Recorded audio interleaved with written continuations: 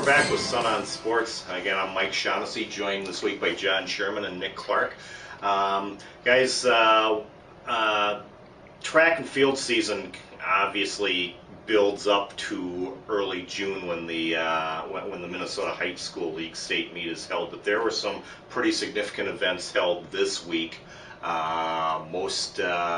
of our schools competed in true team section meets, and the teams that either won or earned wild card berths will go on to the state meet, which will be the 15th and 16th of May at Stillwater High School. And there will be a pretty strong Dakota County presence at the state true team meet next week, because Rosemont's boys won their section, Egan's boys and girls advanced, and as did Lakeville North's girls. One of the biggest proponents of the true team concept is Jerry Dirth, the Apple Valley girls coach. Her team is not going to advance the state meet this year, but one of the things she liked about it, and she has told me several times in the past, that they regard the state true team meet to be more important than the state high school league meet, primarily because it gives every kid on the team a chance to participate and a chance to feel like they have contributed in some way, because everybody who's in an event scores a point. Yeah, they all matter. Mm-hmm. In the actual state high school meet, going way back through my career here, I've seen 3 people win a state track title at the Minnesota State High School League meet. In true team, you probably need 20, 25 athletes to be up there in the team standings and to have a chance. Heather Van Norman, the great sprinter from the 80s at Wyndham, won a girls state championship by herself. Yeah, we had last spring Laquan Robinson, who's a senior this year at Brooklyn Center in the Class A meet, was a runner-up in both the 110 and the 300 meter hurdles, placed, and also the 200 and the triple jump. And he was the only representative there, and they were top 10 finisher as a team. It's funny how it works, but but oftentimes you see the teams that end up winning. I think it was Rosemont last year. Didn't they win last year? Rosemont won the high school league state boys championship. Yeah, and they still had a good contingent of boys up there accepting the trophy. I mean, it takes.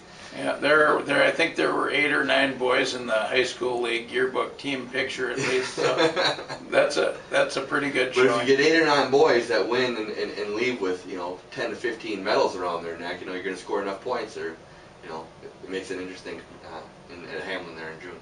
Now, the coaches from some of the schools that I cover have mentioned to me that they regard the true team competition as the real state team championship, and the high school league meet as essentially the state individual championships, right. Where they just happen to keep a team score and hand out a trophy at the end. Yeah. Speaking of which, we're only 2 weeks away from when section track will be held for to earn a right to get to that meet, and there's been some fantastic performances been turned in so far this spring.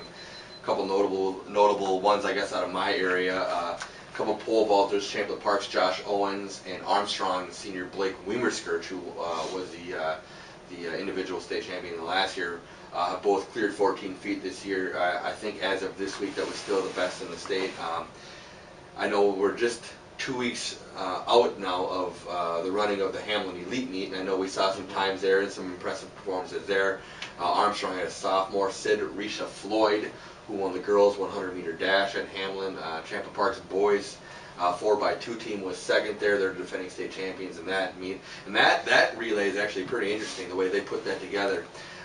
They only graduated 1 runner off the state championship winning team, but 2 of the returners, Aaron Gigler has been out with mononucleosis, and Dio Obalade, who is one of the top sprinters in every event, has been out with a bad hammy. So Tom Youngquist was the only returner, and they pieced one together. They went and they got a nice reservoir of football players to choose from. Went and put Zarek Fuller and Moses Chie, and then I forget who the 4th one that ran in the Hamlin Elite Meet. And they will only run 1 previous relay together, and they go finish second in that race.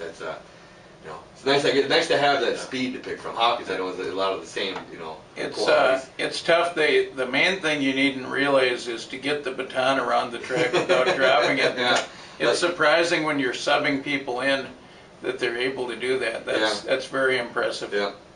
And true team part of the track and field schedules when schools start trying to figure out who works best together as a relay team. Right, right. The one thing I like about this, the state meet being at Hamlin, is I get some conditioning in myself. I think I had a 6,400 meter run to get from my parking space to the stadium last year. And if you're going to the state track meet, go early, and don't make it a 6,400 meter run for yourself. You know, it's funny. I think this will either be the third or the fourth year this spring that it will have been held at Hamlin after spending every year as long as I can remember out at the National Sports Center in Blaine. And when it made the move to St. Paul from Blaine, I know there were some people that just didn't like the fact that they're moving out of the big venue, and you know, your parking is easier at the sports center. But I tell you what, and I asked you know, some of the kids that I covered this year just what they think of it. And you know, you get that baton in your hand and you make that last turn coming across, you know, in front of that packed crowd that's right on top of you, and you know, the adrenaline rush from that alone is something that you just didn't get at the sports center when, you know, they're not right on top of you like that. Yeah. I didn't mind the National Sports Center as a venue for the state track meet, but Hamlin has a superior facility for the athletes. Yeah, it's fantastic there. They do a nice job. Well, guys, thanks a lot. That takes care of this segment. Thanks for watching, and we'll see you next week.